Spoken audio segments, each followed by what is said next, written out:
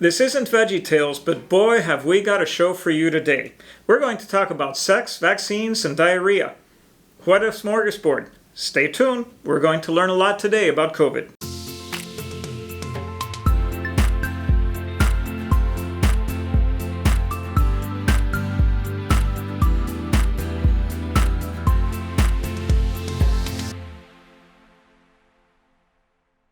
Welcome back. This is Dr. Oscar Hernandez, board-certified internist and pediatrician. You know we're talking all things COVID since the pandemic began, and today is not going to be any different. We're going to talk about different things today, and we're going to start with sex. That usually opens people's eyes right away. So what is the sex difference between the male and female sex when it comes to COVID mortality? Well, I'm glad you asked that question because that's the first thing we're going to talk about today. And this one comes from the Mayo Clinic proceedings from last month. I'm holding it there on the screen. It's a research article, and I'm not going to go through the whole entire research article. It's going to be very boring for a lot of people, but I'm going to tell you the bottom line. Men, listen up. Here's the deal. In this study, men had a significantly higher mortality than did women from COVID-19. And this difference was not completely explained by the higher prevalence of comorbidity in men.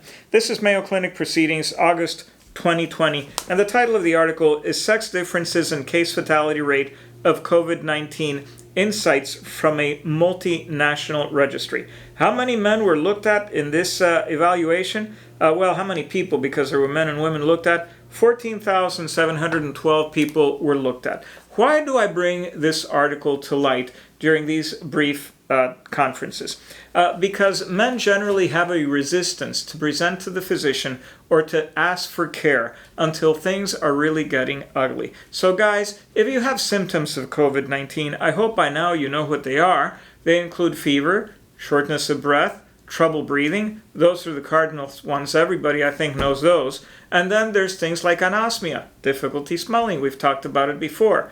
Diarrhea, vomiting, aches, pains, muscle fatigue, feeling just down and out for the count. Those are all symptoms of COVID-19. They can also include sore throat, runny nose, and so on, but those are kind of difficult to parse out because people have allergies and other things. But if you have any of these things, talk to your doctor. Don't just say, well, I got the sniffles, I got a cold. Maybe that's all it is. We don't know. Now, we are now in the month of September. Before you know it, we're getting into flu season. So those could also be, some of those could also be signs of the flu. And let me tell you, if you got flu and COVID-19 at the same time, it's going to be a very dangerous scenario for you. So men, listen up. If you have symptoms, everybody listen up. If you have symptoms, make sure you get yourself checked. There are about 4 or 5 different COVID tests on the market, and you have to know which test you're getting and how it applies to your timeline in terms of how long and how many days you've had symptoms. We finally got our Abbott ID Now system in the office, so if you need results of the COVID-19 test within 10 minutes, we're going to be doing those tests. We're still missing some of our reagents. We should be up and operational before the end of September, so you don't need to stand in those long lines and wait 15 days to get a report back. We're going to be having reports within 10 minutes for you. So let's talk now about intestinal symptoms. I told you we were going to talk about diarrhea. You know, some people only get symptoms, gastrointestinal symptoms, as part of their COVID presentation. And sometimes the only symptoms they have are gastroenterological symptoms, the nausea, the vomiting, the diarrhea. How do we know that? Pathophysiology, transmission, treatment, and pathogenesis of COVID-19. This is from the Journal of the American Medical Association, also in August. I'm not going to go through this one, but I just want you to remember that you may just have gastrointestinal symptoms as part of the COVID manifestations. If you do, if you get them in combination with other things or just alone, what is the likelihood that you're going to have serious illness and might even pass away? It's no different than in people who just have the other symptoms. So that's good news. Let's talk a little bit about something that is extremely serious. Let's talk about coagulopathy. And this comes from the Cleveland Clinic Journal, also August of 2020. Folks, I'm keeping you abreast of the latest medical literature. You don't need to go somewhere else. You're getting all the good stuff right here.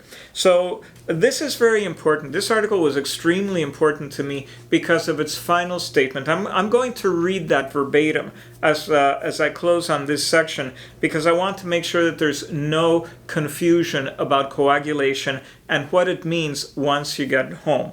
When patients are in the hospital from COVID-19, almost all of them are getting anticoagulants, usually from an injection that goes under the skin called Lovenox, and they get that so they don't get clots. We know that COVID-19, SARS-CoV-2, the virus that causes COVID-19, causes what is called a coagulation storm. It causes an inflammation storm, but it also causes coagulation. Coagulation is when the blood starts to clot.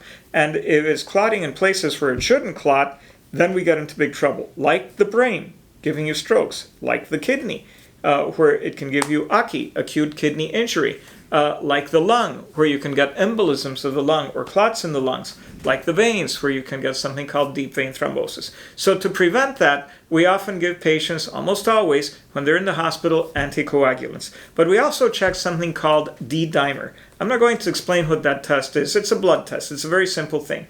But we check D-dimer. If the D-dimer is over 1, we know the patient has a high risk of having coagulation problems, including strokes, heart problems from tiny strokes in the heart, all kinds of other problems from coagulation that shouldn't be happening.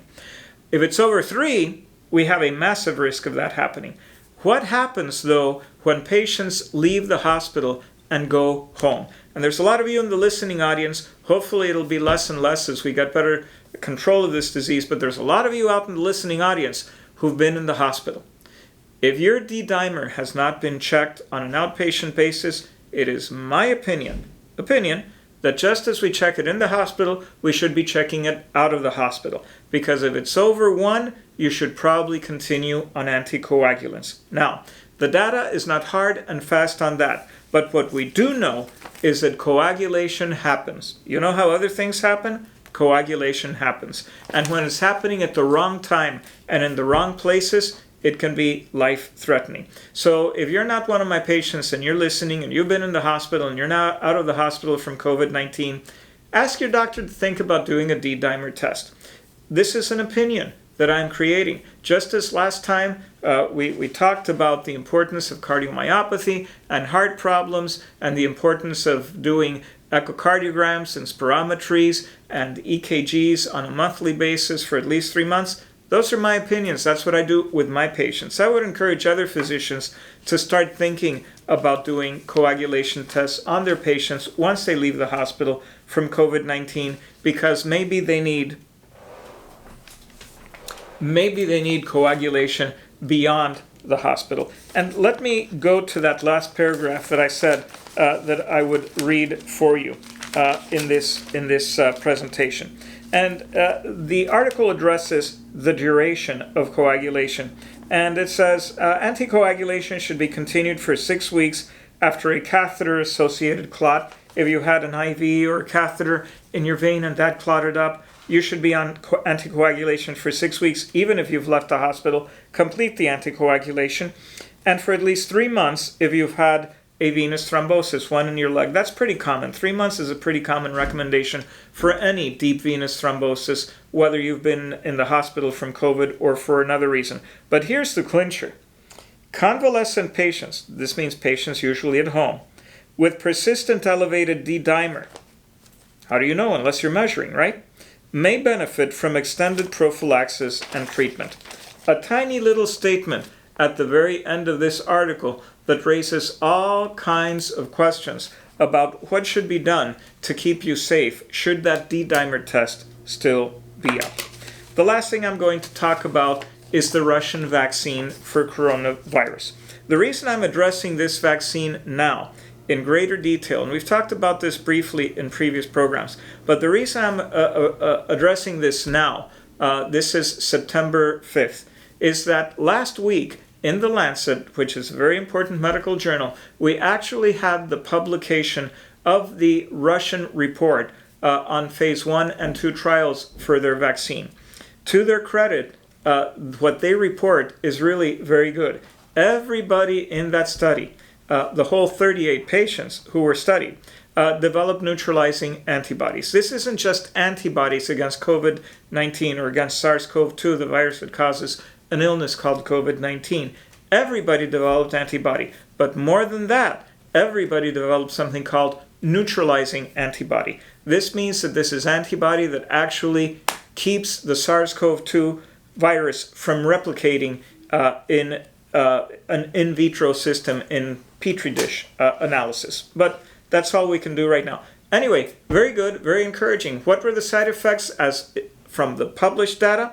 Fever, headaches, muscle aches and pains, and they report no serious or life-threatening side effects. This is very important. It appears to be a good vaccine. We don't have it in this country, and we don't have phase 3 or 4 trials in it where we are looking at people who are in the high-risk groups that should be getting this vaccine as the first wave of the vaccine comes out. This study was done in cooperation with the Russian Defense Ministry, and a lot of these studies, a lot of this population rather, was in young, healthy people. They used people from the ages of 19 to 60, but most of them were young male volunteers. The ethnicity of these people were really very homogeneous. They were white European men, mainly. There were a few women, but mostly it was men. So how this data applies to other groups, how it applies to Latin Americans, how it applies to people from the Indian subcontinent, how it applies to the African continent, we don't know.